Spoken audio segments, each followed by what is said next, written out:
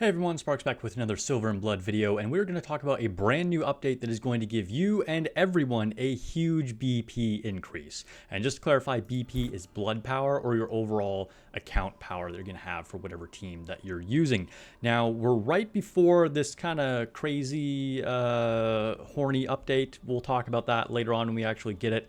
But they've given us a few things like this background before we can actually pull for the unit and play in the new event. We're finishing up this one here, but we're going to go to the castle and then go to the ritual chamber. Now, the ritual chamber was originally just this lineage section, and these were kind of your global buffs for all your different factions. So this would give you a buff on HP and attack and for literally everything.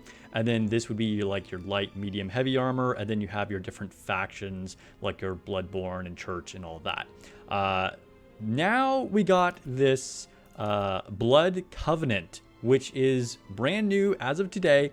And this is going to give you more slots for each type of unit as you progress through the campaign. So you can see right now I have 4 out of the 5, and I'll get this once I finish up chapter 14. So we have them for each basic unit type, whether it's marksman, assassin, warrior, defender, enchanter, and sorcerer. And we'll go ahead and use marksman as an example here, and you can see that I have a low level unit in here or low rarity unit in here just as an example. So you can see that we're getting a buff of HP, defense, attack, and magic defense here as well.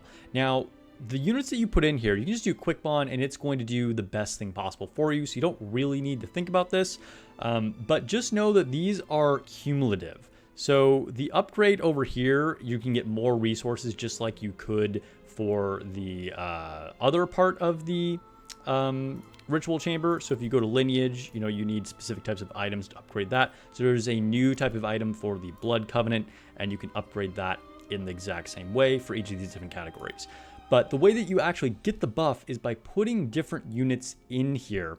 And this is going to be purely dependent on the number of duplicates you have for the unit, which is not so great. I'll talk about my personal feelings about this once I finish explaining what this actually does or how it works. So you can see we're getting a certain amount of buff here. So let's keep track of attack here specifically. Just keep track of one number, but it's going to apply to all of them. So we're getting plus 62 attack on all vassal attributes. So this is for literally everything, okay? All types of vassals. So now if I go over here and go to a SR unit, Seti, she's my favorite one. You can see now we're getting an attack of plus 68 on all vassals. And then if I go to a SSR unit, now I'm getting plus 70. Okay, but this is a unit that I only have 1 copy of. So if I change her, oh, this one was a bad example. Let's go to another one where I have some more variation in here. Nope, that one's not going to help me either. Well, actually, yeah, I will. Okay, so we'll go with Amy. Let's swap her to Albrecht. Confirm. Sure. Okay, so we're getting attack plus 50. Okay, now if I go to a unit that I have duplicates on, I'm getting attack plus 80, okay? So you're going to get more for the rarity of unit that you have in there, but then once you're talking about SSRs, it doesn't matter what faction or what level you have the SSR at, it's about your duplicates. So you're gonna get more buffs depending on the number of duplicates you have for the units that you put in here. And again, you can do quick bond and it's just going to optimize it for you, and you'll unlock more slots by pushing through the campaign. So again, this is a global buff for literally every type of unit.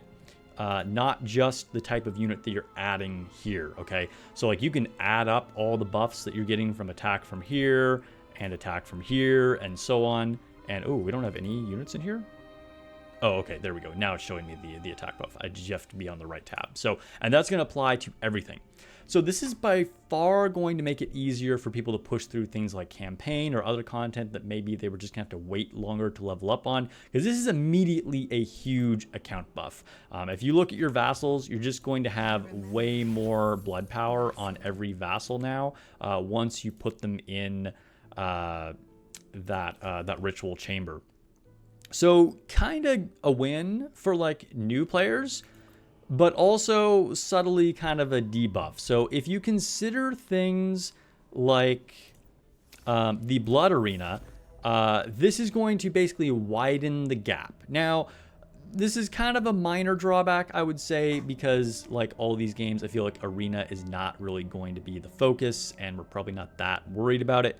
But this is just going to make the people with the more duplicates, the whales, the day one players, get even further ahead of the newer players.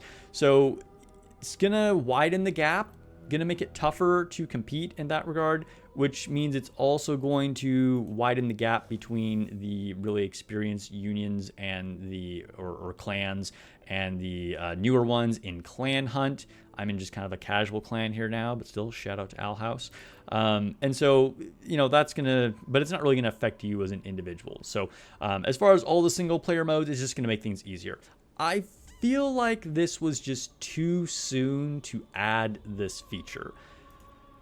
A lot of gacha games will do this, where they, you know, give some type of buff or incentive for the more units you have in general. But I just feel like the game is only a few months old, and like, did we really need this? I don't know. Overall, I feel like they should have waited on this, maybe after the 1-year anniversary or something like that. Because ultimately, this, you know, is just like more power for everybody, you know, and it's not really something that you have to work on other than just like pulling for more units. And it just like increased the player side power creep to make all the PvE stuff easier. And I wouldn't say outside of like the hard mode campaign story, anything's been like extremely challenging anyway. And so, I don't know, a bit of an odd choice for the devs to do this at this point. But let me know your thoughts on this. That is how the new Ritual Chamber works. And yeah, subscribe for more Silver and Blood videos, and I'll catch you guys in the next video or stream.